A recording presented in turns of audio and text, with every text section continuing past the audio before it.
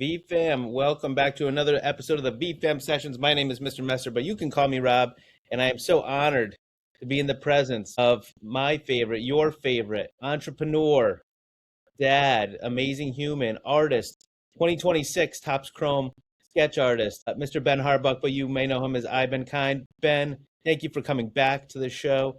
How are you? Thank you for having me. I was just actually catching up with your conversation with Dan, the champion. And as always, I am super impressed by your ability to interview people. It's just nice. I'm like, this is dope. Well, last time this is Ben's second um, appearance on this show. Last time was episode 35 with your brother Sam Whiskey, and that was tough. I think that was my first or second time doing two people, and it's challenging for especially for someone that's so layered as you and him. I don't think it did justice. It's been on my mind for years. That was back in November 23. Like Yes. whatnot wasn't even a thing Right. to give people context. So I want you are very deserving of your own episode, and also lots happened since November 23. I mean, you had a shaved head on that episode, and now we're in the long hair era of Ben. Don't ever change. Can I just say though, I do think that the episode with Whiskey and I probably gave you some of your best shorts ever Oh yeah, because we're just both so off the cuff. it was no, it was great. You guys are a great yin and yang. But boy, like I listened to some of it back to help prep for this, and it's such a different era. Like it's crazy. Like 2.5 years doesn't seem like a lot of time, but in this little universe, so much has happened. So if you are looking for the origin story of Ben, definitely listen back to episode 35. I don't want to be too redundant, but if we can just for people that haven't listened to it, give us your quick little like 30-second elevator, who you are, and what's happened for you to get to find this community here. Yeah.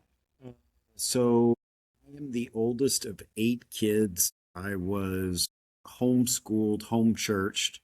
I like to tease my parents and say I grew up in the 1700s because that's kind of like what my childhood was very like. No television, no radio, and it was a it was a great childhood in a lot of ways. And then I went to work around 15 years old, maybe. I think I had my no, I had my first job as an apprentice to a dentist at the age of 14 or 13. I don't remember. And so, yeah, I was working from then on. With a family that big, it gets into a really interesting place where the firstborn kind of becomes the de facto dad because the dad is working so much. And then also there's eight kids. So, we both know as fathers how hard it is to be a good dad for two or three or four. And no, that's just rough, man. Mm. So yeah, I didn't go to college. I was working right out of the gate. I worked for a dentist. I worked for one of the first PC joystick makers who sold all of his joysticks online. I worked for my dad for the better part of 10 years, who designed wastewater systems in rural areas of Texas. When the housing market crash happened in '07, '08, that wasn't enough to support both of our families. So I left and began roofing houses and working at Starbucks. While at Starbucks, I met a gentleman who wanted to revive the downtown area of Lufkin that I live in and asked if I would leave Starbucks and open a coffee shop. I did that. And then I later sold that. Well, I later bought that from him and then sold it due to the fact that I was working 16 hours a day, 7 days a week, and kind of went crazy. During that time, someone asked me, "What do you really want to do?" And I just blurted out, "I want a tattoo." I had a lot of tattoos at that point, but I had never seriously considered becoming a tattoo artist. The guy who gave me my tattoos then helped me buy a tattoo machine. I absolutely hated it as a tool. I love tattoos and I love all types of tattoos, but the machine in the hand did not fit me. And as was my upbringing. Whenever you run into a brick wall, you turn to books. So I found a book called Drawing with Great Needles that was put out by the University of Texas. And I learned how to tattoo the old school way, like our ancestors would have done. Like I call it hand poke, but it's really tapping, gentle tapping. And then I made a tattoo shop, and we built all the way up. At one point, we had 6 artists here, and that went the way of the dodo. And so we're back down to me. And yeah, so that's how I got here. Thank you for sharing. Wow, now that you mentioned that, I never heard that part of the story. Was it like an immediate light bulb when you were reading the book, like, this is what I'm gonna do, or did it simmer with you that the idea of doing it that way, the hand poking, and it was kind of a gradual, like, yeah, this could be a cool idea. So I have this real problem that doesn't turn out well most of the time. That is, when I'm interested in something, I create an LLC and I start a business, and then I start learning about it. And that's not financial advice or A life true advice. activator. That is a true activator. So really it was reading the book. I thought this was amazing. And this was back. Tattooing is a lot like VeeFriends. It's changed very quickly in a very short amount of time. And everyone who thinks it's been here a long time doesn't really understand the history. Machine tattooing started, around the time of World War II, right? Or just after. And most people think of that as the origin of tattooing. But when you really start digging into history, you find that after there were about 20 people, there were tattoos. Um, Hmm. and, none of the ancient texts that I have found refer to tattoos as bad. There are certain cultures, certainly, like for instance, in Japan, tattooing just became legal a few years ago. And you have to have a PhD in Japan to be a legal tattooist. Oh, wow. Yeah. And also, if you go to Japan and you have tattoos, you should expect to not be allowed in certain restaurants because they still view tattoos as a criminal only activity. So when my kids have gone to Japan, they've been excluded from restaurants and certain malls and stores because the owners of those shops still attribute people with tattoos to criminals. So, Wow. so back to your question. I know I just go all over the place, but I knew pretty quickly I wanted to do it this way because I wasn't going to give up on my dream of tattooing, but the machine was not the right tool for me. Mm, So that makes sense, and it all worked out in the end, and you still enjoy it. I love it. It's the only it's one of the few things I've found in life besides drawing that I know I'll be doing my last day on earth. Mm, So I can't imagine. I know a lot of people look forward to retiring, and I get that, but I can't imagine being 97 and not wanting to tattoo that day. yeah, that's amazing. Yeah, that's how much I like it. We'll get into the meetup and all that stuff, but you were like, you had someone in the chair, like it felt like every time I saw you, and Yeah. usually it was someone else, someone new, and there's just like a I don't want to get too woo, but there was like a certain energy, like a zen, like it was a very like attractive energy and calming when you had someone in the chair. But at the same time, I don't want to bother you, and people are, it's just a chill, it's a nice space to be a part of. So I just wanted to call that out. But we'll get to that in a second. You mentioned books, you mentioned VeeFriends.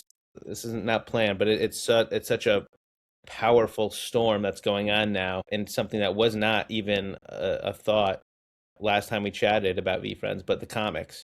I know you're an anime fan. I know, thinking back to last time we talked, you were very excited about, the stories, and learning about, why the characters are this way, or to start putting those lessons out into the world for people to learn. So just a quick overhead view. What's your thought about the comics? Are you a fan? Are you reading them? Anywhere you want to go with that on that topic? Excuse me. Yeah, so I'm super excited about the comics. I'm at a little bit of a disadvantage because I didn't grow up on comics. The comic culture is extremely foreign to me. So I don't know anything. I didn't know anything about it before DJ Kaufman. Hmm. And I'll be honest with you, I probably wouldn't be as excited about it if I didn't have the experience with DJ that I did at VCon 3. So Mm. at VCon 3, we had first started hearing rumblings of DJ Kaufman. I think he had done some Sunday comics, maybe. I'm not sure if the first comic was out yet, but it, I think they did the little shorts, like the one a day thing, like they put online. okay. Okay. So I'm waiting for an event with about 2,000 other people. And as I generally will do, I'm off to the side a little bit with some shade or something, you know. And I see DJ Kaufman and I'm exhausted. I'm hot. I'm on the ground. I'm sitting up back up against a wall. And I see him and I'm about to like text my daughter, like, oh, hey, that's DJ Kaufman, right? Because she was with me, but she was in a different part of the area. And he walks right up to me and he goes, hey, you're Ben Kind. I know you. And I was just like, what?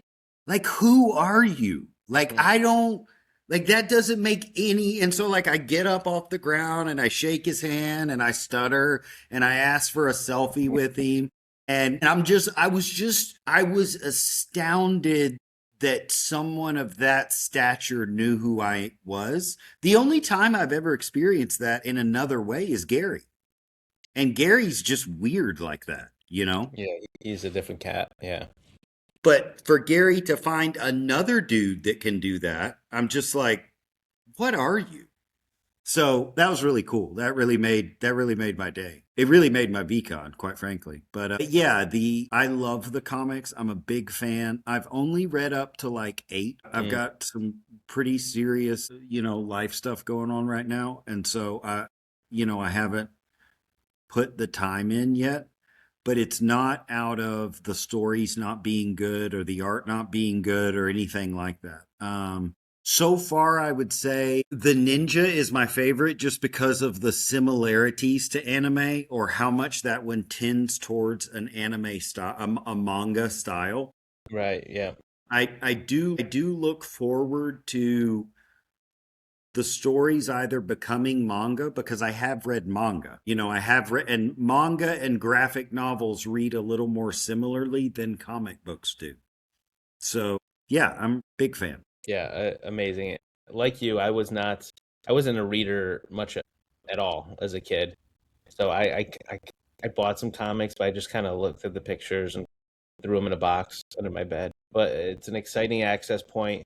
Obviously, the collectability and the chasing for hits and all that is at play. But I mean, boy, is it really taken over? I tweeted today, like it's crazy because you remember, you were right in the middle of the storm of Topps Chrome last year and how bananas that was. Like we're less than 3 weeks away from a monster, what's probably gonna be a monster stat, and everyone's just in Comic Land. Like no one's talking about Chrome right now. Yeah. If you're kind of just cruising the timeline, so it's And it's I very think I interesting, and that's a testament to DJ and the whole team because they're crushing. I think too it's such a genius move because if you think about if they had gone to cartoons first, cartoons are so hit or miss and there's really not that community element around the stories. So like while I would have loved to see VeeFriends on Cartoon Network or Nickelodeon or whatever like that, I don't think they could build the stories as freely as they're doing right now. So Mhm. mad respect. I think to your point, Chrome isn't a bigger deal right now. It will be. It'll have its day. Yeah, But it isn't because there's no stories around it. sure. There's no stories with baseball cards. They're just Right. baseball cards. Part of the draw for this whole VFriends chapter, like we'll still call it chapter 1 or 1.5 that we're in 5 years in. Like part of the draw is like you're in on that inner circle. Like you're getting to interact with a Gary or Rips or Andy or whatever or DJ on a stream. Like it's very intimate still, and you feel like you're a deeper part of it rather than just passively watching a cartoon. And I think a lot of people, like Jim Rugg was just on, like signing comics. And it's like, it's still the first, what are we at? It's like 17. Like that's nothing compared to, if you're talking decades. So people are really latching on to that, and it's a whole different animal, obviously, than NFTs or cards. So it's very cool to watch. I mean, the DJ thing, just how they found him, how he found his, the perfect role for him in the perfect time is it's just profound. It's one of the most amazing stories out there. I think about that comment you made about Jim Rugg, though. Like, I don't think people quite understand how in 10 years Jim Rugg is going to be Stan Lee.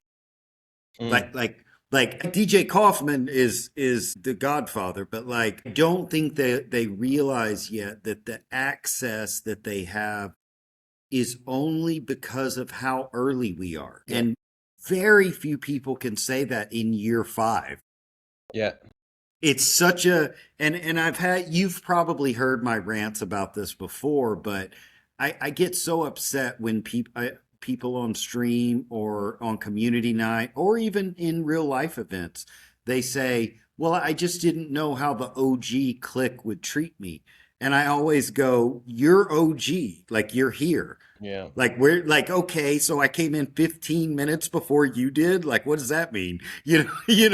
Like really when this thing goes stadium level explosion, anyone who comes in tomorrow is going to be considered an OG.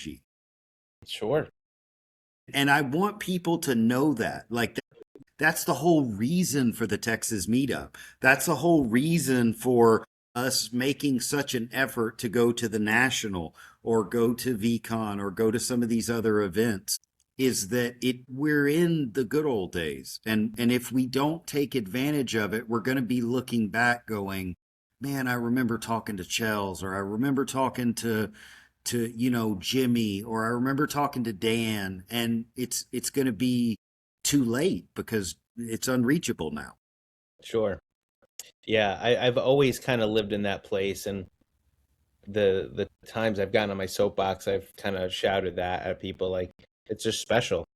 Like to be able to be like share some of these moments with Gary, whether it's like a box break or whatever. Like he's in the chat, like those Series 1 boxes, like he's buying spots. Like think about that.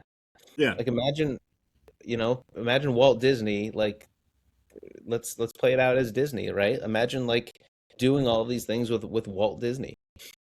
It's insane. And it's very special. So, I mean, well, let's stay on the collectibles for a second. You and Whiskey, you guys have one of the most recognizable, backdrops in your streams.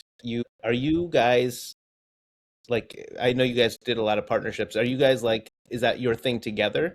Or do you have like your stuff and Whiskey has his? Yes. So as brothers, Whiskey and I are the closest of me and all my brothers. So I was the oldest, so you could say number 1. Whiskey's number 3. And Whiskey went off and kind of did his own thing for a while.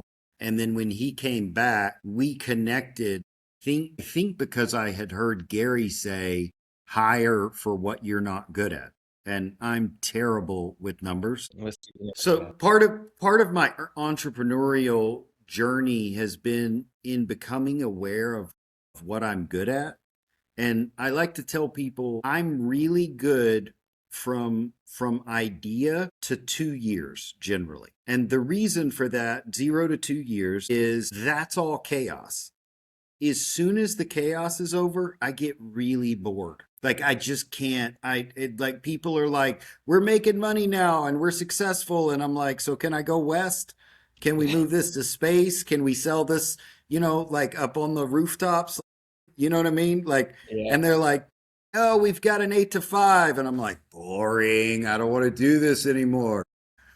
So Whiskey and I coming together was he's really methodical about how he does everything. And he is really good at math and numbers and kind of making sure I stay tethered to the earth. And so to answer your question again in a very long roundabout way, he has some of his stuff. I have some of his stuff, but I have some of my stuff, but mostly it's our stuff. I would say 90% of it is ours. And then he has 7% and I have 3% to make up the 100. Got it. So the upside down cockroach is a Yes. Yeah, and people really don't get it. I don't know if you were around when we ran our entire collection on Whatnot, because we decided to have a stream where we ran all of our cards and we just put the prices we would be happy getting for them, so they didn't sell. got it. But we ran our entire collection on a Whatnot I stream, missed that. When was this? maybe 6 months ago. We ran Did the anything sell? entire. Oh yeah, a couple things sold that we weren't expecting to sell. But like for instance, we ran the Y2K Black Cat 25 of 25. I think we ran it for 18 grand. Like we were just like, "Hey, yeah, we'll be happy." No one grabbed that one. But I'm Oh, saying like we were saying if this sells at this price, we'll be happy for it. yeah. But people were shocked because when the upside down cockroach came up, the TCG that CGC slabbed upside down, I think we ran it for like 12 grand. And they were like, this is not worth that. And we were like, but it's worth it to us.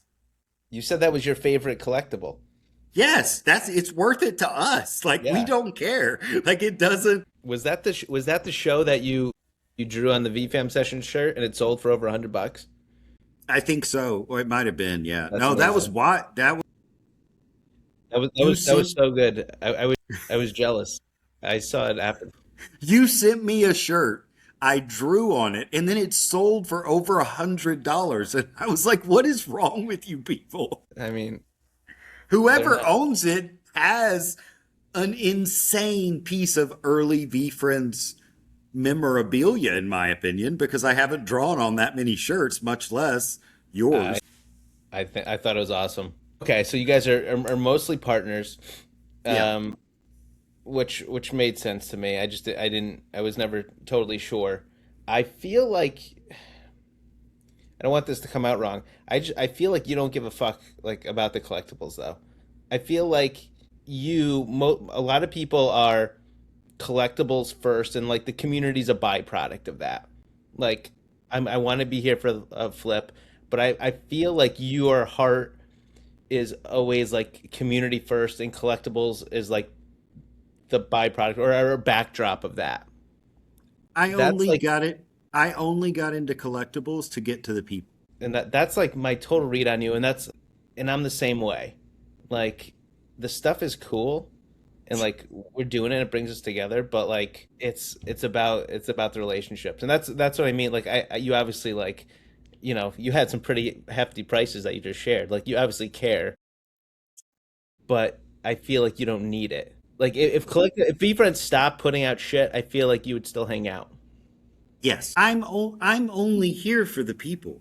The collective look stuff is cool, and this is not to downplay anyone who loves collectibles, anyone who loves coins, or any of that. I'll share a quick story. We all know during the pandemic, we as a country went through a lot of rough times, and that was on the back of some political upheaval. Mm. To some extent we're still there.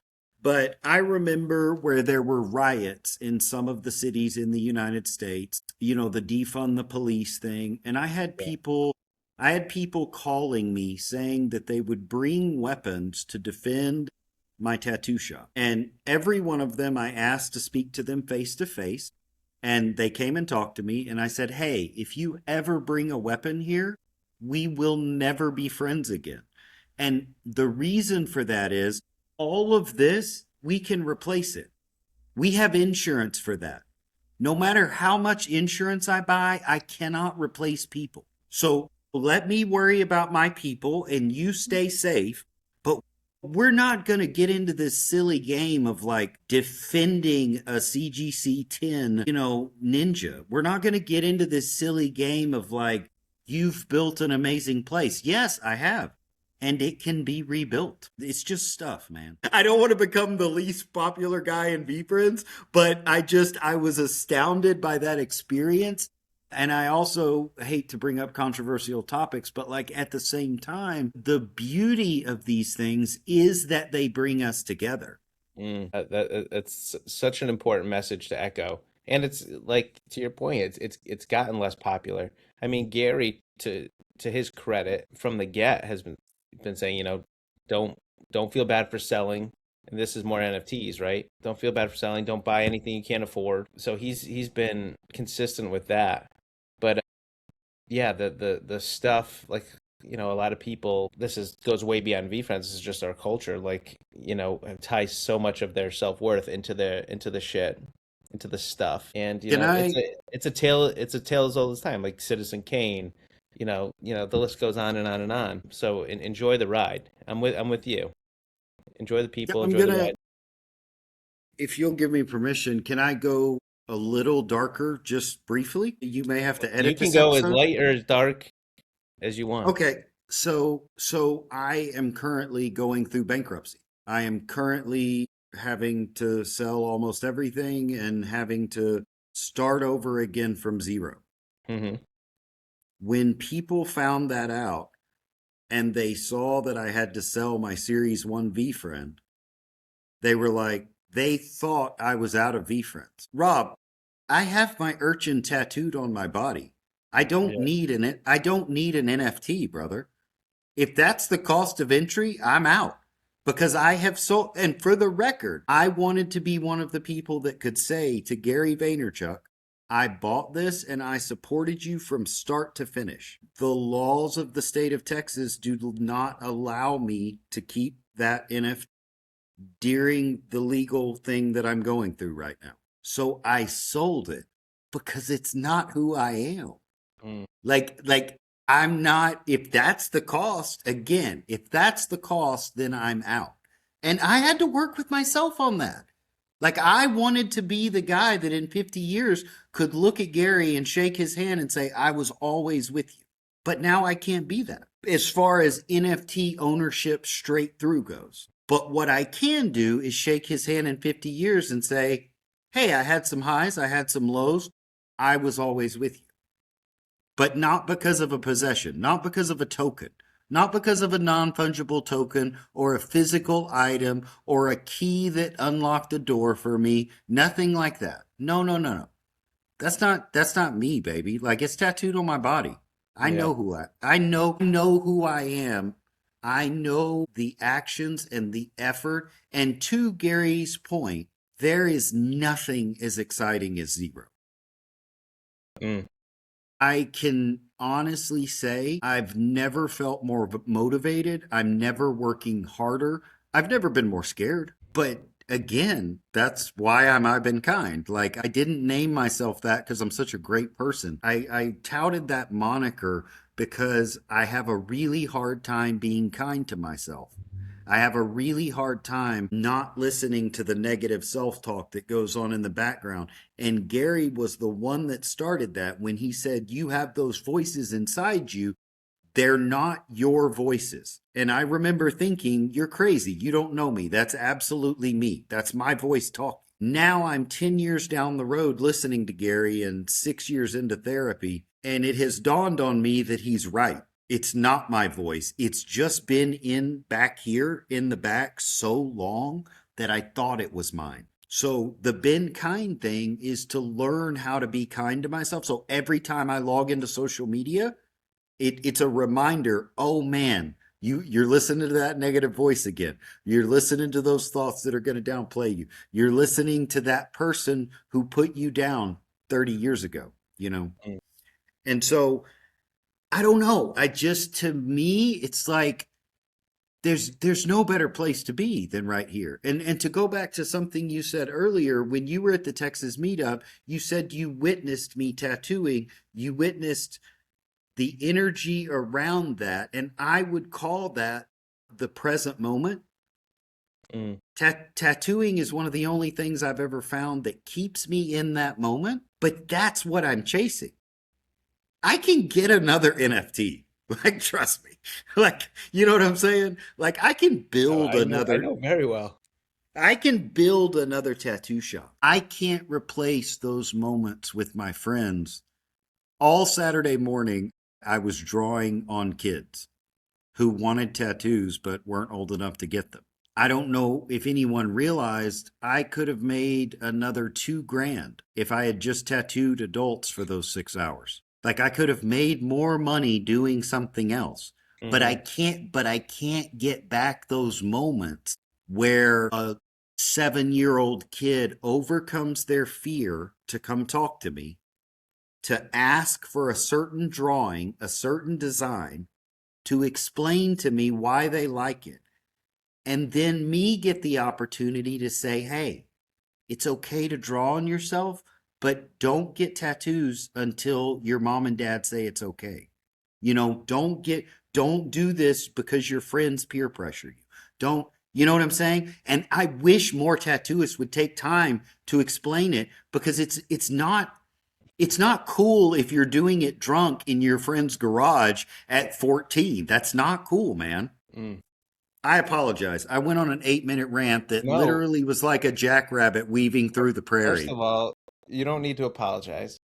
Um, Second of all, thank you for your transparency. Thank you for your vulnerability. This is what have I been doing? Been doing this for over 4 years. Probably in episode one or two, and every episode after that, it was echoed like you don't need to own a V friend to be a V friend. We should amend that to like you don't need to buy V friend shit to be a V friend. Like you need to be living it, right? I like people that are just kind of posturing and don't really align with what we're doing here don't stay long anyway.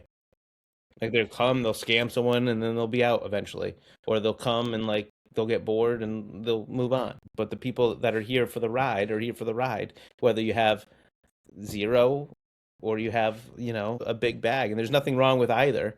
Yeah, I didn't have a series one till Gary gave me one. yeah, Like I was living it. right. Like more, I had the comic book one and more like we had to make the mortgage, so I sold the comic book one last year and now it's mooning. Yeah, Like, well, so yeah. like that's just I'm still here, right? But Like but I the great I thing, get it. but the great thing is you had it to sell it. Yeah. And that's been my thing all along. You mentioned my whiskey jack, my brother, and my collection is very recognizable.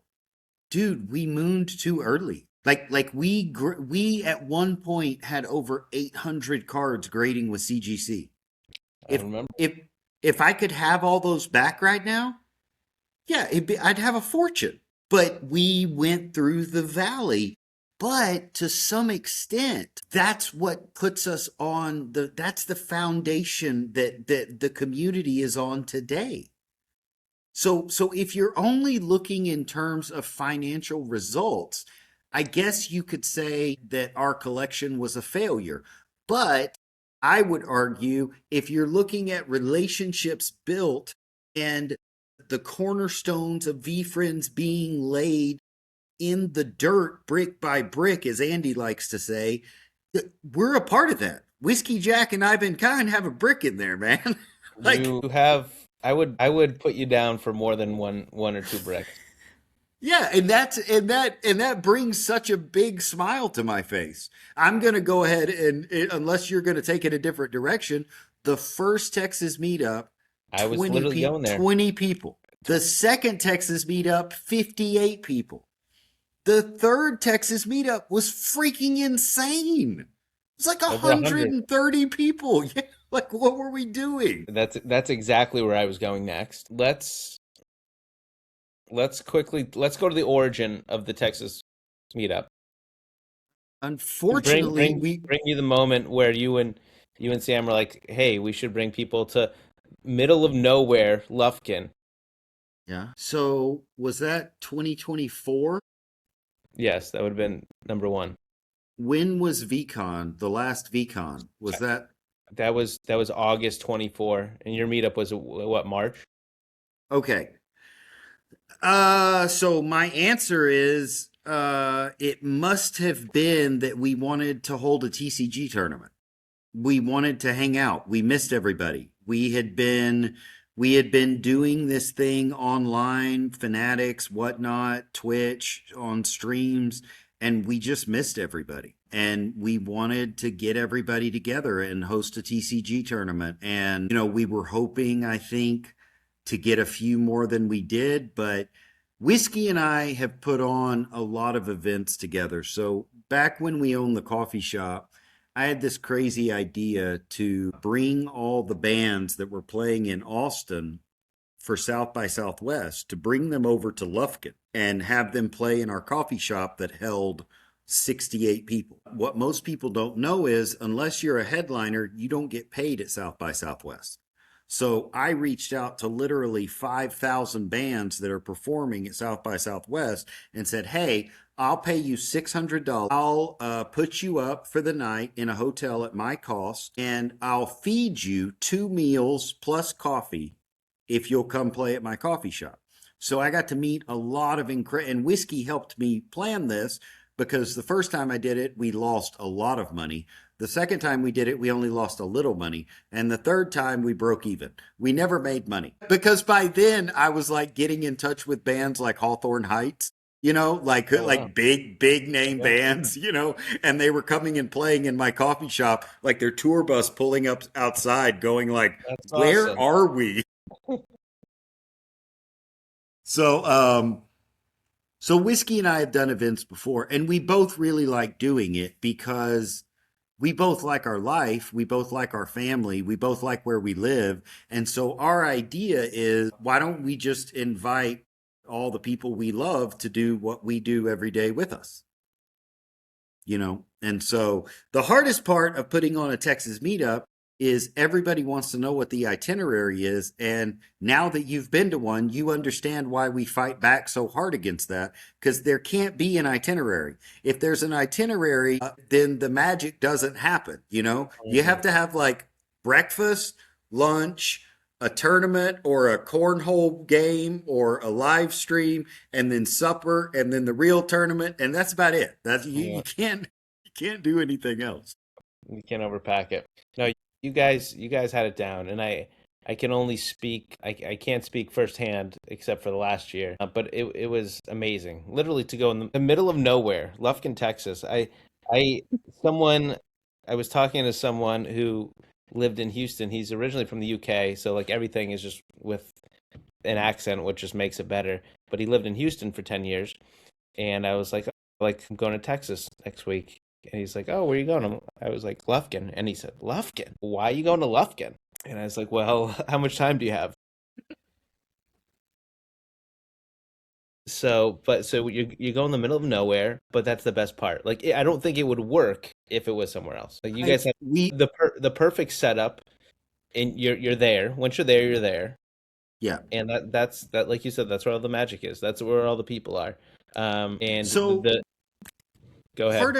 part of it is the pilgrimage. I agree with you that if it wasn't in the middle of nowhere, it wouldn't work as well. The other part of it is that Whiskey and I are uniquely qualified to, because of our upbringing and just the experiences we've had and the things we've been interested in, both growing up in both home churches and organized church, we got to see a lot of community building. And we also got to see a lot of community falling apart. Because if you're a part of a church for longer than 20 minutes, it doesn't, or any religious organization for that matter, or political organization, it will fall apart if you stay long enough. There'll be a disagreement. We don't like this leader. We've got to get rid of that person. We got to go over here. And because that was our childhood, we're very uniquely qualified, I feel like, to hold the boundaries or the edges of a space and have enough events that people can know that they're going to do something, but also if they want to go off in the corner and take a nap, they're also safe to do that. Mm. And I think you got to witness that with like, it's very hard to put words to it. I sound like I'm describing the wheel for the first time, but how quickly the kids got comfortable. Dude, Whiskey and I weren't looking out for the kids. Everybody was looking out for the kids. I mean, like, but I think the kids also knew there's a fence, there's a gate, there's mom and dad within eyesight. They understood, and that was a lot like our childhood, right? When the adults would stay up until 1 in the morning discussing Paul's letter to the Ephesians, dude, as an 8 year old, you get bored. So you run out into the yard. And once the group gets big enough, you run out into the neighborhood. And once the neighborhood gets big enough, you're 14, 15 years old, you're down the street on your BMX bikes. And the rule was, take care of your brothers, take care of your friends, don't leave anybody behind. Come get us if there's a problem. And so you get back to the house and they're still in there arguing theology, trying to decipher if Martin Luther actually knew what he was talking about or if he was just an angry drunk. And these things, I say them in jest, I say them in fun, but like these are very serious things to people building, a community. Hmm. That's kind of like it runs in our blood to build a space where people can be, to agree and disagree on terms, to be free to talk about everything if they need to, but also just to be free to exist, to be yourself, to be who you are. And that's really both of our, to an extent, as far as the VeeFriends community is concerned, that's really our passion. That's what we love to do, like we love to set that space and to hold those boundaries and then see if anybody wants to fill the space. Because without people coming, it's like, it's just Thursday. Yeah, that's a great. I'm gonna clip all that.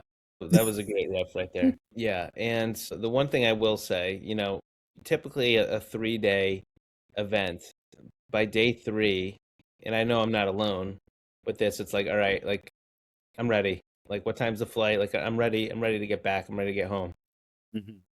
That last morning, like I was still very thirsty for like to stay. If to like talk to more people, like 100, what'd you say, 130? Like I didn't talk to everybody. Yeah. Like And you I was can't. tattooing. I didn't.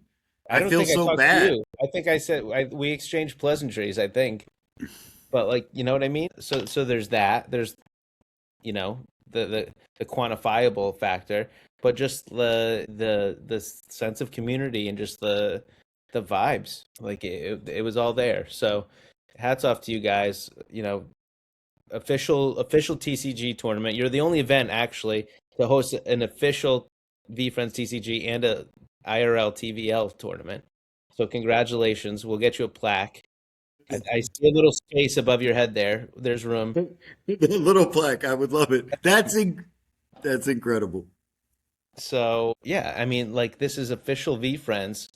Like putting like let's go to that moment. Like when did you guys find out about that, or how did you find out? Oh goodness. Again, this is why you should interview Whiskey because Whiskey knows like days and things. So the year before, we had really pushed hard to be a sanctioned tournament and it didn't happen. They basically weren't ready yet, right? And Texas is so early in the year. It's in March every year. The Texas VFam meetup is every year in March. We 2024 March, 2025 March, 2026 March, and it will be in 2027 March. We had been pushing to be a sanctioned tournament, and I don't think they were ready until May. And so we were really sad about that because we had a good group of people come out. The first year we understood because it was only like 20 of us. You know what I mean? Hmm. Oddly enough, my 17-year-old daughter almost won the first year, which was a very interesting situation. I think she was 15 at the time, but I think she scared most of the men, which was a lot of fun. She had been practicing against Whiskey and I for like 6 months. And I still remember the looks on some of their faces, the way she was playing. It was great. But Who won? so the Fro? next, Fro won that first year, right? yeah, Fro won the first year, and then oh god, you're gonna get me to lying. Who won the second year? Thought wrong. Thought Thought wrong wrong might. won. Thought wrong won at VCon in 24. I Yeah. Well, or no, that he would you're talking about 25. Yeah, I don't know. I wasn't 25. there. Yeah. So yeah. Anyway, so about I think October we started trying to become a sanctioned tournament for 2026. And we found out that they weren't October, November maybe. And we found out that they weren't going to do sanctioned tournaments well before anyone else did. And so we were kind of like, well, that's out. You know what I mean? And I think whenever the decision was made, I think everybody knew well before we did. I think the team knew, but I don't think we might have found out. When was the tournament Dan won? Do you remember that? That was in the fall. San Diego, want to say December, November? I think, yeah, somewhere in late fall. So late fall was when we got the notification. They were like, I we're got it. the yeah, we're gonna be Lufkin. It's gonna be. I called my mom because 2026 they announced, they sent us the thing, and it said Lufkin, Texas, San Diego, California, Chicago, Illinois, and what I assume will be New York. Yeah, And I'm like, Mom, one of these things isn't supposed to be here. that's an amazing shirt. If they did shirts, like you just, so count backwards with me, Rob. New York, Chicago, San Diego, and Lufkin, Texas. that's amazing. And you've traveled here, so you understand. I can't imagine what Jeremy, Corso, and Jen were thinking on their way here. Just like driving and driving and driving. Yeah, it's perfect, and everybody has the same thought at when you're going for the first. I mean, word's out now, like cat's out of the bag. People just know, Yeah. but that first time is special. I wouldn't trade it for anything. Well, very. Whiskey and I freaked out. Whiskey and I lost it. We didn't know how to properly convey to anyone like our excitement because we didn't expect it. We weren't asking for that. Didn't you know what? Like it's like getting a Christmas present that you don't know is a possibility. Hmm. Like when you're a kid and you want the bicycle, or you're 16 and you want the car. We didn't know VeeFriends would have a sanctioned tournament, like a official, not sanctioned, an official tournament at our place. We didn't know that was a thing that you could ask for. So we're just like out here in the open area of our compound going like, wait, you mean like Gary Vaynerchuk, like VeeFriends LLC, like they're gonna put on their tournament in our house? Well, how does that work? So yeah, it was very exciting. It was humbling, and we really worked hard. We prepped a lot more than usual. We had two or three more volunteers. The community really stepped up, and I think that I hope my proudest I'll go back to what I hope in a second. My proudest moment from the VeeFriends meetup, the VFam meetup, the Texas VFam meetup, is this. Every single new person that came within four felt like family, felt like an OG, knew where everything was helping other people, was comfortable enough to leave and go take a nap and come back, was comfortable enough to say, can I get a ride to this grocery store? I need to go pick up something, was comfortable enough to say I need a nap or an Advil or whatever. Like basically, instead of 50 OGs and 100 new friends, it's like 130 something OG. Mm. And like that's it, man. Like that's the like you like when you see new community members who are only from Fanatics or are only from whatnot, and you see them interacting with everyone you've known for 5 years, you're like, yeah, we did it. And inevitably drama will come up. Inevitably people hurt each other's feelings or things happen. But the beauty of that is that when you have people like me and Whiskey and Slowpoke and Ava, and when you have this kind of connected, like loose group of leadership, it just gets squashed really quick because we're coming in with the perspective that we a lot of it that we've gotten from Gary, which is like, hey, let's step back, let's get a different perspective, let's consider empathy, right? But let's also be kind with our candor that some of this drama we can't deal with here. Like this is not the space for it. You know what I mean? So Mm. so as the event host, we're going to squash this for now. You know what I mean? But I want you to know you can come talk to me if you need to. but don't go over there, to talk to that. And I don't want anyone to think that I'm calling anybody out or anything. I've just been a part of enough communities to know that when drama gets brought up, it can be handled at the right time and place. Sure. But there's no reason to let it ruin the event for everyone. There's no reason to let people get hurt feelings if they'll be open to it. If they'll be open to saying like, "Hey, you bring up some good points, and maybe we could talk about those politics another time, or maybe we could talk about law enforcement, or we could talk about religion, or we could talk about, but in this context with this event we're putting on, that's not going to work." And so like that's for another day. And so it fixes problems almost before they start. And then when you add in all these community members who are working their best on it, you find out that they solved half their problems before it even got to you. So it's brilliant. You're just like, I remember talking to somebody real late at night, and I just patted him on the back and I was like, "Good job, man. Thanks for handling that for me. I really appreciate that." And then I went back to tattoo again. I mean, it's like the adage, like the sum of the five people closest to you or around you, right? And when you're in a space like that, obviously with all the leadership that you're trickling down and the energy you're putting there, plus just the makeup of the people, like I said before, like people aren't coming out to Lufkin to be with the fam if they're rolling a different way. Like 98% of the people, what they're going to be about, and hence all of the vibes, and like we're still talking about it 2 months later. So just amazing. And thank you. It was very special to have a TVL tournament. Whiskey, and we also had like Whiskey was helping me like do the TV and thing. Mike gave me a 5-minute video. I'm like, how are we gonna get 100 people to stop what they're doing and like huddle around this television? Yeah.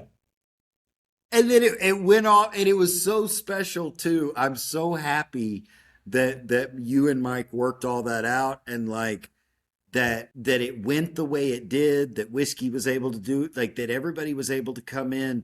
I just don't think it would have had the impact had it been somewhere else. Mm-hmm. I know To the Moon and Mike JY that there's going to be this big 10 box break, and that's a whole nother thing at the national, which is more appropriate. But I feel like for Savvy to get, like, she needed to be in her safe space. Yeah. She I'm so happy she got that moment because she deserves it. she She really does. does. In that setting, especially, it's Yeah. very special. Things just have a way of working out. Um, but yeah, like thank you guys for just laying the groundwork and giving us that space. And I heard you say, well, I'm gonna say two things. One, I I keep on getting semi distracted because you're dating yourself by citing fanatics. You've done it multiple times in this conversation. And number two, I heard you say 2027. So um, we'll be looking we'll be looking forward to that, uh, God willing, because it is many people's favorite event, Yeah, absolutely. It will happen. Econ included. It will happen. Whiskey and I aren't exactly nailed down on all the details, but the good thing is we don't ever start planning it until like October, November anyway. So, at October, November of this year, we're going to start putting that together and go, "Hey, what are we doing about the Texas VFam meetup?" And then the great thing is for about a week, I'll argue that we shouldn't have it because it's too much work. And then I'll get on board, and about the time I get on board, Whiskey will be like, "Well, I heard somebody's having another event, or something else is going on, or South by Southwest is happening, blah blah blah." And then a week after that, we'll just look at each other and go, we should probably do it. Yeah. And then we'll put on the fourth Texas VFam meetup. I hope we never have to go back to Fanatics. Fanatics is one of the worst experiences I have ever had with a technology. Is it I because you hear buy things without wanting to buy them? Like, because no, I've had pocket buys on Fanatics, and I'm like, what the hell? How could this be? Sam. Yeah, Whiskey has done a phenomenal job, but no, on both Fanatics and Whatnot. No, I just don't like I don't like the platform. Yeah. I just personally it Whatnot is so much friendlier. Oh yeah. Well, it's Agreed. friendlier to selling. I still believe that there is an opening between Twitch, Fanatics, and Whatnot. There's a technology that's somewhere between those, Twitch and Fanatics and Whatnot. Because for a lot of us, Twitch is where we came into this community online. I mean, TVL is on Twitch, right? To the Moon started on Twitch. My Yeah. art I mean, started back on when it was Twitch. Teacher's Collectible Corner, Yeah, box battles. You remember box battles? I did many. I have a catfish tattooed on my leg because I lost one. That's right. Have you gotten any other characters? We know you have the urchin. Have there been any other VeeFriends characters tattooed on you since the catfish? No, I think I owe IJ Rob. I think I'm supposed to get a fairy tattoo because I lost another battle of some sort or bet of some wager of some sort. So And you're I 0 and 2. promised, yeah, I promised I would only get the series one fairy art. I would not, I don't, I would only get so far, I think that's the only tattoos I'm okay with getting of V Friends is series one art. Yeah. I just, mostly because it's so punk rock. Like I got to see Bobby Hundreds. I got to meet him at one of the VCons. And to see the smile on his face when he saw my bomb squad tattoo, like I got one of the early bombs tattooed on the back of my leg. Oh, that's cool. I didn't know that. And he got so excited. He told me four or five stories about how basically like bad bomb squad tattoos have been like the essence of like the who's who of like skater, punk, like TV show actors, like, right? Like there's this core group of people that have bad bomb tattoos, basically. Right. And so when he saw mine and heard how it was done, that it was hand poked, hand tapped, he was just like, "This is the craziest thing I've ever seen." He's like, "Also, I don't know if you're going to fit in the group because your tattoo is better than 99% of them. So like that's weird. Like it's supposed to be bad." But I think for me, it's just punk rock. Like it's just it like I love the fact that people fade Gary's art. It's the biggest rebellion. It's the biggest middle finger I can give to the establishment is be like, no, you don't understand, man. If I wanted a Picasso, I would have one. That's not who I am. Like Mm, we're the rebels. Like we say, DJ Kaufman tweeted it about a month ago. There's nothing more punk rock than being kind. yeah. Like it's the essence of V Friends. It's the rebellion of V Friends. It's the fight against it's the rage against the machine of V Friends that this can be different. We can be different if we choose to. And that's the meta. That's Gary's story. Yeah. Like, always faded from the get, and every new chapter, Hmm. whether it's business, whether it's being an immigrant or making business content or social media, like live commerce, NFTs, the list goes on and on and on. I'm totally with you. It is cool, and that's a great tweet. I missed that tweet. I'll send it to you because I've got it. That's awesome.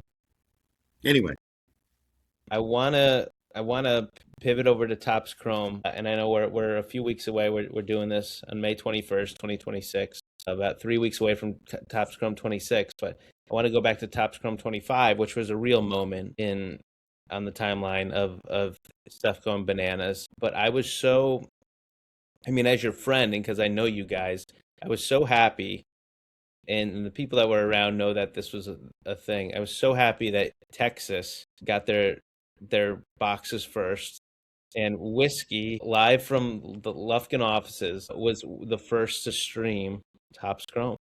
yeah. So let's take us behind the curtain for that moment, because was it just business as usual, or you guys like, I don't think anyone else is doing this right now, so we should really get on it. I think at first it was shock, because we had been streaming for a while by then, and I got to shout out Whiskey Yeah, Jack you earned it. because yeah, people don't understand how many streams he did where he was learning. You know, a lot of our early stuff, you know, was going back and forth with teacher, you know, back and forth with courage, you know, making these little Twitch clips or these little videos Yeah. where we would fight. And then for a while we moved that into streaming TCG and we did it together. And then life happened in such a way that by the time Topps Chrome was coming around, it was mostly just him streaming. But I noticed that he was just getting better and better and better and better and better. And I was like, bro, you're really like nailing this perfect mix of like selling, but also educating at the same time. You know, Hmm. like not letting someone make a big mistake. And so yeah, when we got our boxes, we were just in shock. We were like, this can't be real. Like, was this a mistake? And then we were a little worried that we couldn't do it. Like we were, you know what I'm saying? Like we were a little concerned that like we would be doing something wrong You're if gonna we lose your went. membership cards. Yeah, and so I think we reached out to a few people, and I won't name names, but we got in touch with the right people, and they were like, "No, go for it," and so we went for it, and it was a big win for us. There's no reason not to say that. Like there had been 100 days that were not a win for us. Yeah. So to put in that effort and to put in that time, and then to because I guess we're closer to the warehouse and Hmm. it just so happened that Tops got to FedEx at the right time of day that we literally got all of our boxes or cases faster than anyone else. And then we're able, all of our experience allowed us to go live and profit. And it was really nice. And it was very nice to see you guys crush it. Very well deserved. And that's it. It was a I great think moment. but that's one of my biggest encouragement to whatnot streamers or anyone getting into live shopping now is like you have to put in the 100 days where you're not good, Sure. and and you have to have the humility to figure out why you're not good. A lot of people that I see that I love dearly, like friends, they'll DM me and say, "Hey, why do you think my streams aren't doing as well as good?" And I'll say, "Because you haven't learned OBS." Like it's pretty obvious. Or because you're not showing your face. And they say, "Well, I don't want to show my face." And I'm like, "That's okay. You're just going to always have lower sales." You know what I'm saying? If you don't have this or that. And that's not always the case. That's not carte blanche across the board, but like I think there's always, so for instance with me right now, I haven't done the first 100 days of streaming about my art, and my art's getting bigger and bigger and bigger, and I've had a lot of successful drops, and I credit mostly the VeeFriends community for holding me accountable. But I haven't finished my 100 days of streaming art yet. And so I'll go back and I'll look at a stream and I'll go, dang it, I forgot to show my face on this one. Dang it, I forgot to have the stream up 5 days before I went live. You Yeah. know, like, dang it, I forgot to have giveaways on that one. You know, dang it, I forgot to post 2 times a day on Twitter about my stream tomorrow. You know, there's always something that isn't a criticism, but it's being accountable, that's one of the reasons my art streams are not selling as well as say Clemhouse Art, who I greatly admire and am so lucky to be good friends with, but he is doing an incredible job making content, promoting his streams and then streaming consistently so Hmm. people know what to expect. Ezra with the camera also did something similar, you know, where he promoted these streams, and then as an artist people had an idea of where they would be. So it's not accidental that I feel like those two artists that I mentioned are succeeding more in live shopping in the art category than I am, because I'm just not hitting my stride yet. And that's not, again, that's not a negative thing. That's a very positive thing in my opinion. But first of all, you're doing it, which is better than Yeah. the alternative. And consistency rules all. Like that's what I've learned in my various journeys trying to do things. See, above all else. just showing up. It'll work itself out, because if you get to show 101 and you sell your top three selling pieces ever, it's all going to work out. I mean, look at Beeple. Yeah. He's a prime example. He showed up every freaking day for years and years and years and years and years, and now he's silly. Yeah. But yeah, you know what you do well, and I'm a idiot for I didn't even know you had a newsletter, like Yeah. an email list, for the longest time, and I was like, oh, I should sign up for this because I love Ben. But your emails are great, and it's Yeah. such a thing. It's such like a simple thing, and I'm like, wow, this is so great. Like, it's a reminder. It's like a touch point with Ben. It's like got his personal touch on it. Like, I should do emails. Why aren't I doing emails? Like, I suck. I don't say that. Like, it's just one of those things. Like, oh, like, why aren't I doing this? But you do that great. Like, it's such a great little, like, hey, by the way, I have this cool thing going on. So I think too, it really helped when my daughter said, you don't have to sell all the time. yeah. So sometimes the emails are just like, hey, I'm having a really bad day, and I just I hope you guys are having a better day, but I need y'all to remember that I believe in you. And just that little touch point of knowing that I don't have to sell all the time, I don't have to promote something all the time, but then when I do, that there's value there. I think something that I've been thinking about a lot is I really misunderstood jab, jab, jab, right hook. And I read that book like 4 times. And I What do you really, misunderstand? so the jab part, and then so if the jab is provide value and the right hook part is ask, right? For a sale or something. I thought I had to put on 5, what, jab, jab, jab, jab. Is it 4? Yeah. I Hmm. thought I had to put on 4 Texas VFam meetups to provide enough value to ask for a sale. Hmm. And it took me until the first part of this year to realize that providing value is liking a tweet, providing value is sending a DM, providing value is responding to a comment, providing value is to calling someone that's not expecting, for instance, you and I used to share YouTube videos back and forth of our favorite songs. I call Soggy at the weirdest hours just to annoy him, just literally to be like, and it's not even consistent with Soggy. It's just like, it'll be like at 11 at night on a Sunday, and I'll just be like, Soggy, what are you doing? And he'd be like, what do you need? And I'll be like, nothing. I don't need anything. I just wanted to talk to you, And he's just like, I was hoping you were gonna say I just call and hang up. no, no, no, no.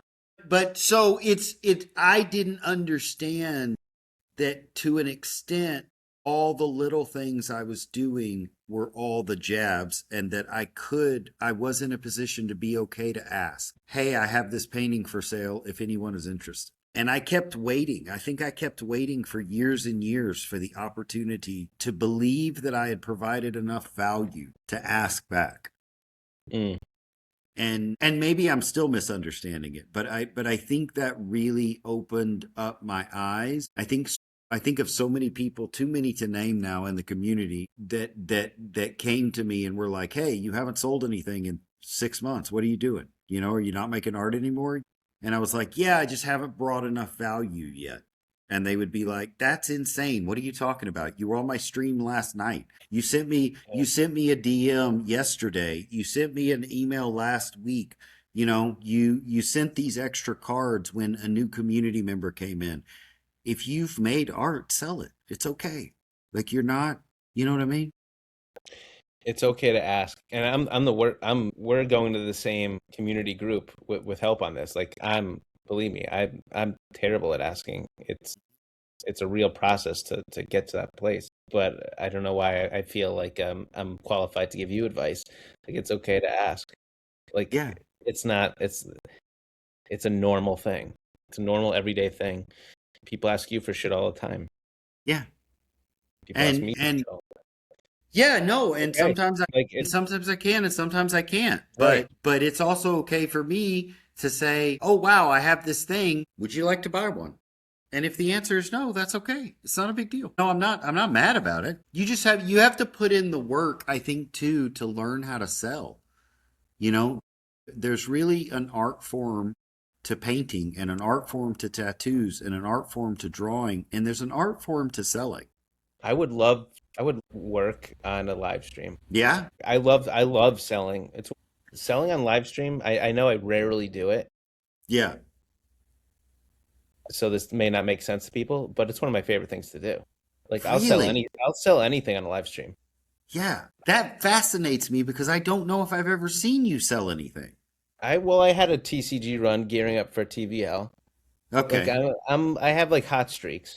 Yeah. But like Chelsea used to do crystals. She got into crystals one day because we went to our friend's house and she had all these crystals all over.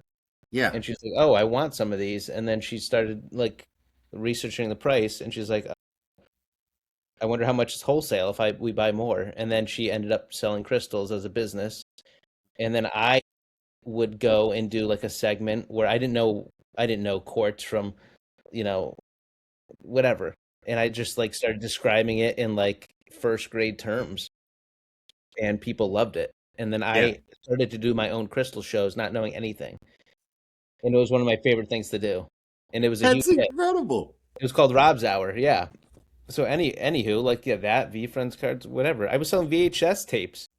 I just shirts. Yeah. But your art I believe in.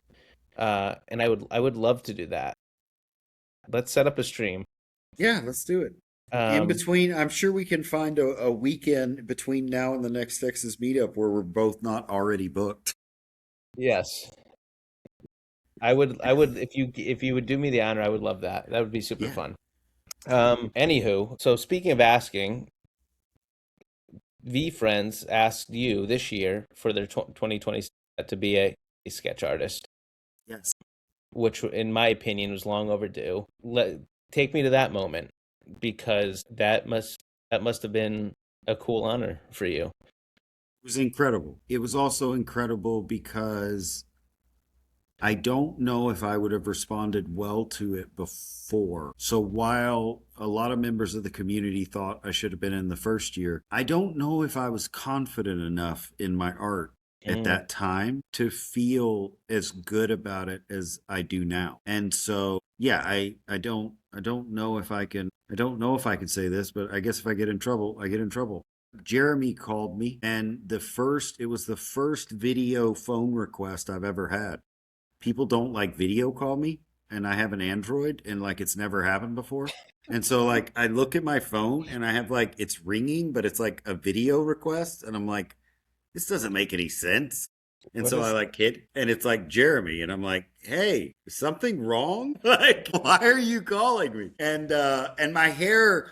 So a lot of people know now that they've been here. The humidity in East Texas is like 17,000%. And so my hair was huge. Like I literally looked like, a pirate with just like this just giant curls flowing down. And I think it took him off guard, but he said I think it caught him off guard. He said, I'm honored to ask you if you would draw a sketch card this year. And I was like, yeah. And he was like, yeah. And he was like, and he said some other things. And so, which character they wanted me to do. And then he said the thing that caught me off guard. He said, it's arriving tomorrow about 1 o'clock, and you have to have it in the mail by 11 o'clock the next day. And I was like, you know, for an artist who doesn't draw characters, yeah. that's no pressure. That's no problem. I don't know if you know about my art, but like I draw squares. Yeah. I draw geometric stuff like 99% of the time. So yeah, it's no problem. Like I'll just knock it out. Don't even worry about it. So I think that night I sketched three. I took some heavy cardstock and I cut them the size of cards and I sketched three sketch cards. And I still have those.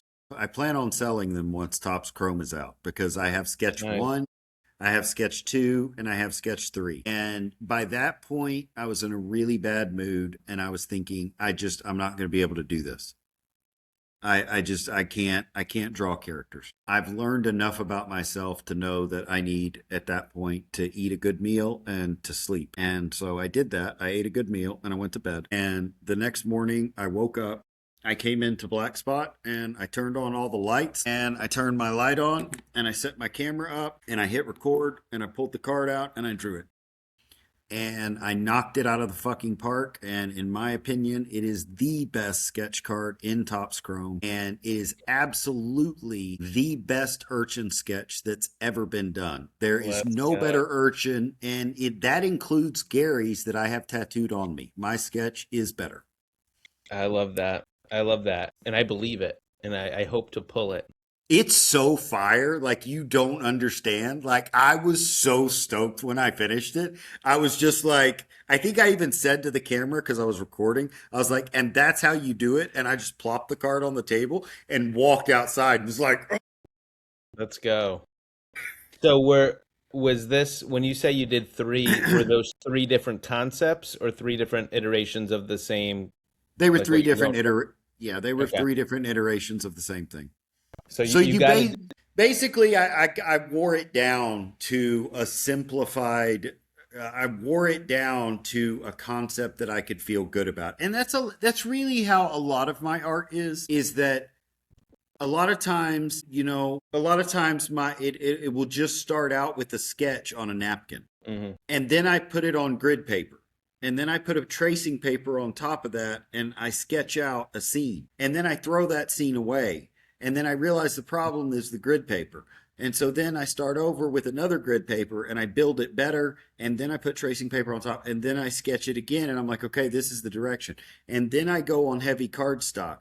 And then, and so it's like refining it until I get to because the hardest thing for me as an artist is I can see in my head what I know it should be, and I can't sometimes get it on paper. And so I think having all of this time in skin as a tattooist has allowed me the confidence, and then meeting the VeeFriends community who said you're an incredible artist, and they started almost pushing back against those negative thoughts before I did. That allowed me to kind of refine my process, and so now I'm just much quicker at the process. It's like, okay, this is what I need, this is where I need to go, and this is okay. So the first sketch card just had a lot on it, and it was like, okay, I've got to narrow this down.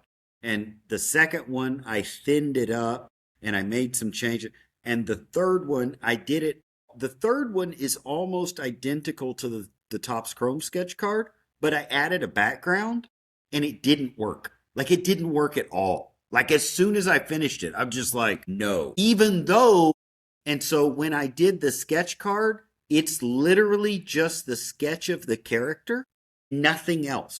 There's a lot of white, but you'll love this. I start out, I'm going to show you exactly how my video starts because I haven't shared it yet. I start out just like this, right? I take the Topps Chrome sketch card and I put my thumb right in the center of it, okay? Right in the center of my Topps Chrome sketch card is my thumb. And I do this. Just like you do when you're a kid drawing your hand, Yeah. and then I pull it back, and that's the character. It's so fucking dope. Like you Uh, have no idea. are you gonna? What's your plan for the video? Are you gonna release it if it gets Yeah. cold, or No, you no, just I'm release it probably whenever? gonna I'm probably gonna get a little closer to release date and then Okay. release it. Because right now all the stories are comics, man. Yeah. I feel like it would get drowned out and everybody would forget it. So I'm hoping as we get a little bit closer, I can like release this video and then maybe do a couple different versions of it. So yeah, I'm very excited. I'm so excited for you. I was very well. I shared this with you. You came into my mind right away, both years. Um, so I was very very happy you got the nod, and Hey man, I'm in good company, and I also have the screenshot from the Topps Chrome website. If you scroll down to the eyes, there's an I name, and then there's iBenKind, and then there's an I name, and those are the only three eyes, and I'm right in the middle. there you go. This I didn't deserve it. I mean, I'm so grateful that I got the opportunity. It's wild. to see my name on a Topps Chrome sketch list. I think you guys did it more than I did because, again, I don't draw characters. I mean, that's just not my, as of yet, that hasn't been my bag. I do feel that I'm honored to be in this year, the second year. That, again, do you know how early that is, Rob? I'm aware. Like Topps Chrome NBA is what? Nobody even knows what year we're in anymore. Yeah. No one is thinking like we're in year 28 of Topps Chrome NBA. No one's saying that, you No. know? So to be in the second year, like it's just so special. And to Yeah. be at a place in a place as an artist that I can be confident that I did a good job and that regardless of what anyone says, I really like it. I would be stoked to pull it. I you could have said I hate it and I'd still want to pull it. That's for me. I'm not an artist. And that was one of the most rewarding experiences of my life because so out of my comfort zone. Like I'm a stick figure guy, but I was so proud of myself and I haven't like I've done some cool like things and I'm like I don't didn't really feel that like inner sense of like just being proud of myself.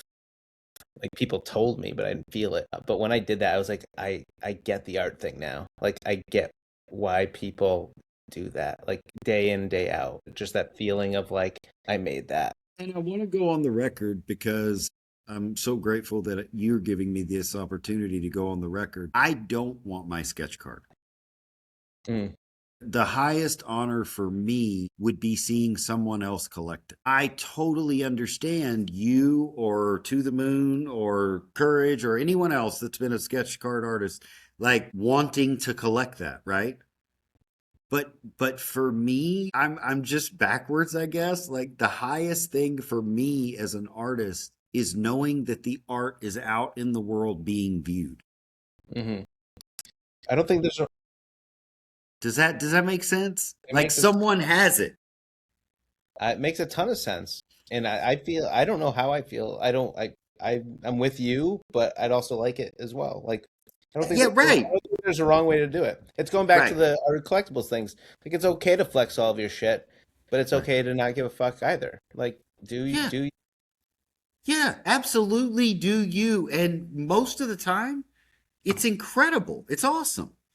Like you doing you your way is what people are drawn to. And that's where I'm so grateful to Gary and VeeFriends is like the VFam community even just I don't think I would feel as confident as I do if I didn't get to have VCon 3 where To the Moon was like, "Hey, we want you to do this thing for us.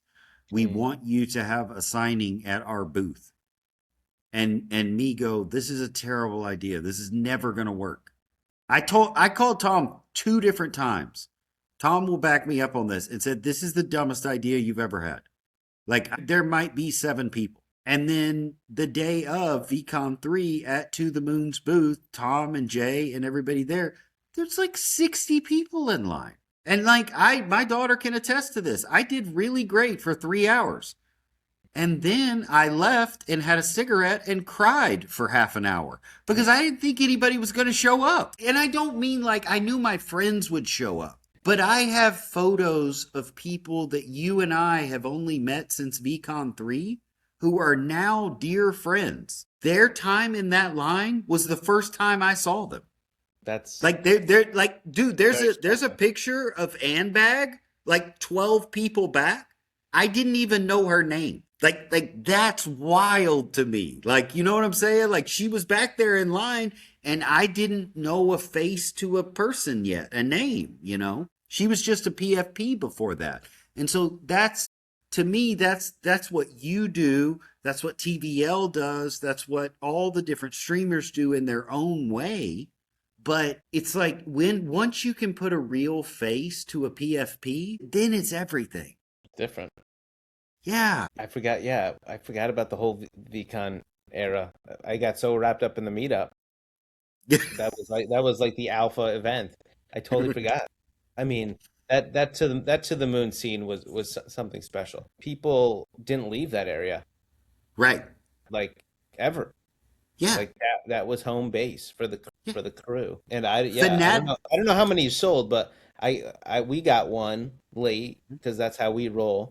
And it was like if it was out of 75, I think you gave us like 81 out of 75. Like you were way Yeah. over Yeah, capacity. yeah, I sold out. I was shocked. I was shocked. I knew VFam was different. It was my third VCon. I knew my online friends were real, but I just didn't expect. And I think Tom and Jay knew that it was going to be that big, and I did. Mm, And also when I finished their art, I celebrated the To the Moon collab I did. I celebrated the same way. I remember I was working on the To the Moon art for about a month before I texted Tom and went, "You're not going to believe this. I'm so close. You're not going to believe this." And when I got done, I was just like, "Dude, I knocked this out of the park. This is the best art I've ever done." And as an art, that's what you're chasing. hmm Like that you're chasing the best art you've ever done today. And I think maybe for you, like me and you, we're chasing the best moment in this conversation. And tomorrow I'm going to wake up and I'm going to do it again. I'm going to chase the best art I've ever done, the best conversation I've ever had, the best sunrise, the best breakfast, the best, like, you just, like, it's possible. You can do it. And I would rather start over from zero and chase the best life than I would be back where I was chasing something that's just average. hmm And I know other people, that's an arbitrary decision, but I think this is what Gary's talking about. Because for me, I'm chasing the best. Today, I did the best tattoo I've ever done. I also, by the way, did the best painting I've ever done. And tomorrow, that's what I'm chasing again. And if that means I have to start over from zero and make $28,000 a year for the next 10 years, that's what I'm going to do. And someone else could say, but wouldn't you rather still have that building or still have that business or still have that thing? No, I wouldn't. But because I didn't feel the way I feel now chasing this, as long as I can live within my means and my family is happy and healthy, I just want to chase the best work that I can. The chase, the process. Yeah. I Beautiful. think I think it's what Gary's talking about, and I'm just a slow learner. I think in due time. I think somewhere in our text you said that you had a bar like that, like everything in time. I don't even remember the context, but you have a lot more wisdom than you give yourself credit for.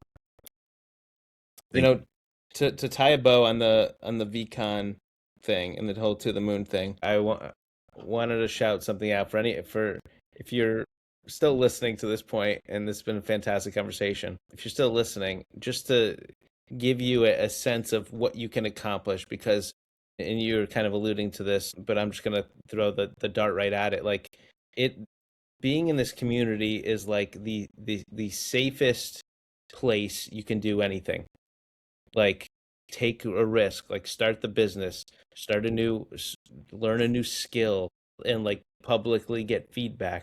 Like you can do anything here and have support, resources, honest feedback, whatever. So I always, when there's a moment, I'd love to shout that out, the teacher in me. But VCon 2, 2023, you don't know Jay and Tom. As a matter of fact, if my memory serves me right, you slept through card night. You didn't even correct. go to the car. You didn't even go to the card night. Jay and Correct. Tom are meeting, or they're having like their first like, hey, can you help me with my like booth? VeeFriends threw Jay a bone, let him set up shop there. To the Moon is like, I don't even know if that name exists yet. I can't remember. Flash forward 1 year later, they're the star of that whole show. We just said that was the hangout, and you're selling out with people waiting to talk to you and have your signed art in a year. Yeah. Shit's possible here. So I wanted to shout that out. Can I point out that last year at the Texas meetup, Alex, MK, and Dan the Man met, and this year they're sponsors with Good Guys Collect, and Dan is the champion. Like the exact same. Like, I sat there the first night when Dan walked in, and Alex and MK, they all meet, and we stayed up till 3 in the morning, and I think we argued Like, I think that night I argued existentialism and organized religion, and then somehow turned it into like a wormhole conversation until 3 in the morning. And that was the first night the three of them were ever together. So I'm not going to take credit for it. I'm just going to say they may have formed Good Guys Collect to get away from me. That's amazing. Well, we'll ask him. Now we got it. You made the sandbox. I'm so happy. This conversation went exactly how I would thought it would go. Yeah. And I love you for that. I was like, I don't need to stick. I'm gonna give Ben the longest leash that I could because I want to talk to him and I want to hear him and I enjoy talking to you. And I don't need my template here. I do. I still owe you a trip to South Carolina. Yes, you do. I do. And speaking of events, like I planned this whole Charleston thing and like I just waited way too long and the enrollment was the way too little, but I still have the like it's still gonna happen. It's just a matter of Yeah, when. absolutely. But you don't need a big event to come. You're always welcome. You've kind of mentioned this a couple times or various things, but something you've learned from Gary over the 5 years here, VeeFriends, or just any moment of you consuming what he has to say in the world. I think I have to go back to the negative thoughts. The negative voice in your head isn't you. So that's someone else, and it's worth it to get into therapy and find it. Like, I don't believe in therapy for the sake of therapy. I believe, just like any relationship, you have to find someone who will really help you, someone who's motivated to you taking action, not you talking every week. But it does take time to unpack. At least it did for me. But I think Gary planted that seed that the negative voice in your head is no kid hates themselves, man. I don't even remember how he said it. I don't Hmm. even remember the quote. I just Yeah. no child is running around a yard chasing a butterfly thinking I'm a bad person. Somewhere someone said you didn't do it right, you didn't do good, and that's not to blame, for the record. That's just for you to try to get right. But I love how often in his lives he encourages people, like, go to therapy, man. Like like get help. Like, you can do it. And so I credit a lot of that to him, and matching up with a therapist who was as committed to action as I am, which is to say, I'm not terribly interested in just talking for the next 10 years. I want to get better. So true. You mentioned this a lot. You've brought up community many times, but I'm curious from your purview, what does that word actually mean? Because it gets tossed around a lot. That's a great question. I would say community is being able to have a meal together. Uh, And sometimes we have that meal online, but I prefer having it in person. Agreed. Can't thank you enough, Ben. Before we go to our last segment here, I'm so happy you came on. You know, I've said this a few times, but part selfish reason of why I do this is to be able to block out time and talk to people. And so I'm happy that we were able to do that because life gets busy, and Yes. and you look up and it's been 2.5 years. So thank you for coming back. Welcome. Thank you for Thank you for having me. being you. So, micro, macro, spitfire, you might Yep. remember a lot of fast questions you can answer generally or as detailed as you want to get. But here we go. Go for it. First time in the long hair era, Ben Kind. This is micro, macro, spitfire. Favorite teacher you had growing up and one reason why? And it doesn't have to any any teacher of any age. Doesn't have to be elementary school. My mom, she challenged the status quo on everything. Outside of your conviction cockroach, your favorite piece of physical VeeFriends memorabilia or collectible. Gifted the one of one Emerald TCG Series 2 card by the community, or a number of community members. And while I have not received it in the mail yet, that is my second favorite. You were late. You had some catching up to do because you missed some years. But your favorite movie? Don't do that. Boondock Saints. Ooh, good one. If there was a new law that you had to get rid of all of your social media aside from one account, so you could keep one account legally, which platform would you keep? Pinterest. I I love it. I'm I'm surprised. I'm Look, visibly. I'm gonna I get didn't- on my soapbox right now. Pinterest, in my opinion, is extremely underrated. I would argue that Pinterest is one of the least negative platforms. There is no negativity. You That's can comment, you can like, you can DM, and it's all art. that's a great call out. You're not wrong. You're not wrong. In 24, Gary said that was not the last VCon. So if you're having fun, just for ha-has, VCon 4 will be in what year and what city? 20 Bougie hotel or hiking, camping in the woods for Ben Kind. Bougie Hotel. If we're buying you a drink, what are we buying, Ben Kind? Long Island iced tea, but if you buy me two, we will make out. Uh, couple more. And I can't remember what your answer was last time, but if you have one question for Gary, what is it? He's got to answer honestly. Interesting. I don't think about Gary that much. Not at all. If I have one question for Gary, okay, will there be a VeeFriends anime in the next decade? Actually, I lied. Two more because I started something new Okay. off the cuff where the guest of the episode gets to ask a question to the whoever the next guest is. So you're going to answer Jen Luck's question from last episode, and then you're going to ask your own question. So her question it was, if you could change something about VeeFriends in the last 5 years, what would it be?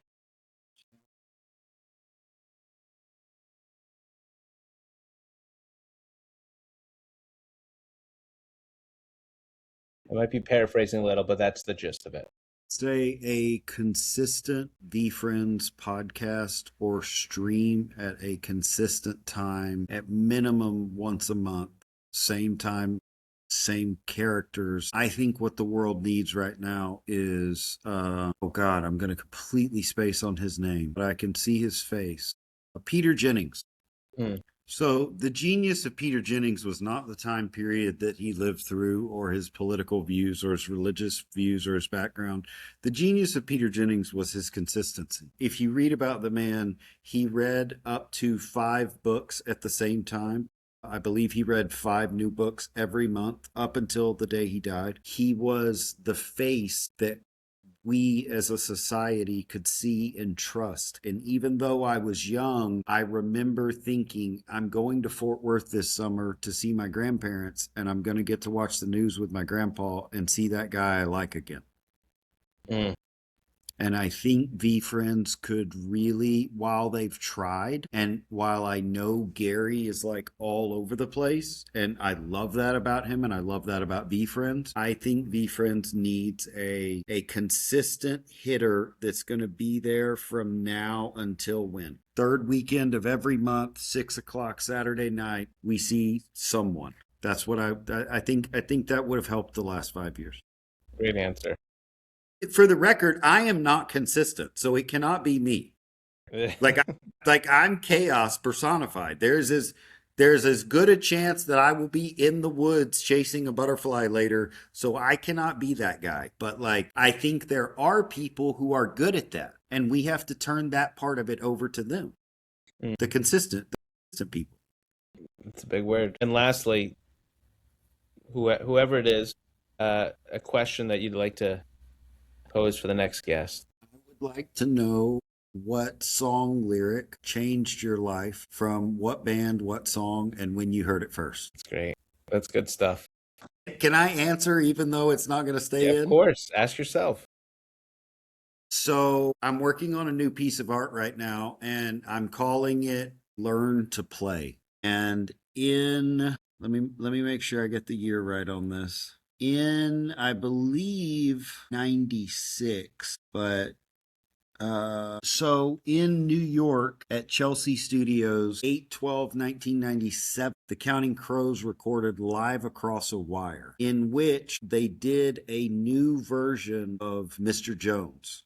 And in that new version, that acoustic version, right? Adam Duritz says he starts the song off with, "So you want to be a rock and roll star? Well, listen now to what I say. Just get an electric guitar and take some time and learn how to play." Mm.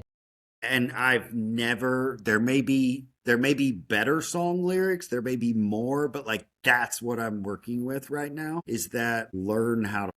I love that. Now I'm gonna hunt down that version and listen to it because there's a acoustic version I have on one of my playlists of that. Odds are it's not that one, but Right. now I'm very curious.